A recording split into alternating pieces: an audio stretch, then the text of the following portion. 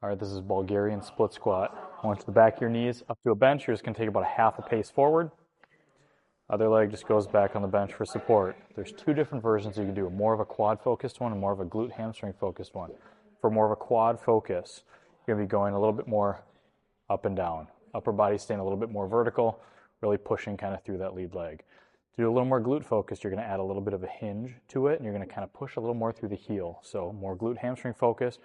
You're going to hinge down, and then you're going to kind of drive the hips forward, pushing through the heel to drive up that way. And I want you alternating kind of between the two of them when you're doing. One day you can do more quad focused, the other day you can do more glute focused. This is a dumbbell shoulder circuit. It's front, lateral, and rear delt raises. So for the front raise, you're just going to be shoulder width apart, lifting the weights up in front of you. You're not going to swing them at all, just lifting. Lateral raise, straight out to the side this way. Show you here. And for the rear delt raise, you're going to hinge over, okay? And you're going to be doing a reverse fly. So you can do it wrong by having the weights down too low. Make sure the weights are kind of covering your face as you kind of go up. So you want to be pulling from back here. Again, you want the weights, if you're looking in a mirror sideways, to kind of be crossing and covering your face as you squeeze up. So this is called hip airplane. There's three different versions of this, starting with the easiest. I'm going to show you the harder ones, okay? There's a fourth one using a 3D strap, but we're not going to worry about that right now. So what you're going to want to do, you can hold on to something like this. One leg goes straight back. What you want to do is you want to maximally internally rotate that hip, kind of corkscrew it, and then you're going to maximally externally rotate. Try not to move the upper body a whole lot. It will turn some, but you're going to be rotating between internal and external rotation, okay?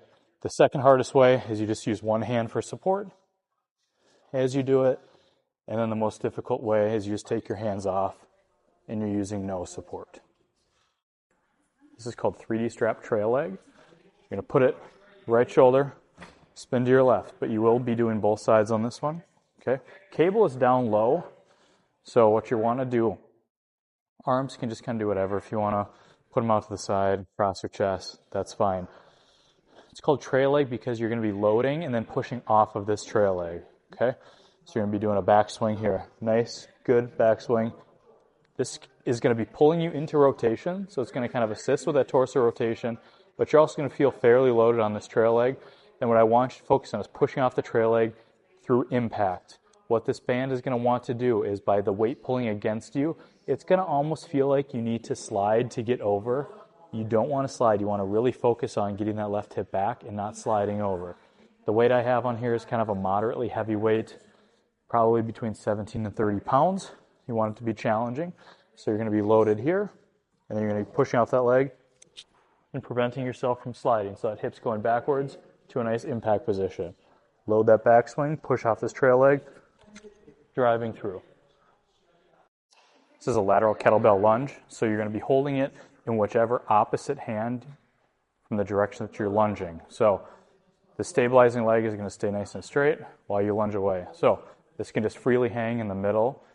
When you lunge over from the bottom, I want you to push up. So I don't want you to bring your body weight over and then push. I want you to push hard from the bottom, okay? So you're going to lunge over from this position, push hard, back up to the middle, okay? I don't want to see this shift and push over. It's going to be here, nice and stacked, pushing from the bottom over. This is just a chest press. You can do whatever version of a chest press that you want to. If there's a machine, you can just do like a double arm chest press. Some of the machines are able to do single arm. You could kind of vary it up that way. But this should be fairly heavy when you're doing it. This is just a standard box jump. You can use box whatever height. I want you to make it challenging though, so we can just do a straight up box jump. Or if you get kind of tired and good at those, you can do what's called a 90-degree box jump, where you start and then you jump and turn in the air towards that. So it's going to look like this. Jump, turn 90 degrees, and obviously you'd want to do both sides if you're going to do that.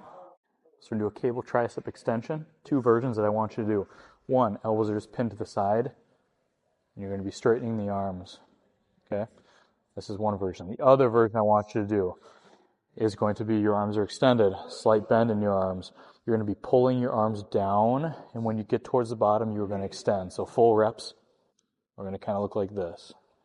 So you're getting that momentum of extension and then finishing with that elbow extension. Then we have a front plank variation, so you can just do the standard knees on elbows plank, toes on elbows plank, making sure that back stays nice and flat. But I'm going to show you a thing called stir the pot if those other two are really easy. What stir the pot is you're using a physio ball like this. You can either do it from your knees, or in this position, you slide out a ways, or you can do it where you're up on your toes. Okay, what stir the pot is you're going to do clockwise and counterclockwise circles. This one's fairly challenging. The further you push the ball away, the more difficult it's going to be. And you really want to make sure you maintain that flat, stable back as you're doing this exercise. So we have a single arm bent over row. This one I have a knee on a bench and an arm on a bench. Really squeezing that shoulder blade, controlling that weight, going through full range of motion. If you don't want to kneel, you can always just do it this way too, where you just put your hand on something in row here. And we have Russian twists. I'm showing you it with a med ball. You can use a weight plate if you want more of a challenge, 10, 25 pounder, whatever you like. But heels are just lightly touching here. I'm doing full rotation. As you notice, I'm not just turning my hands and dropping them. I'm actually rotating my torso side to side as I do this.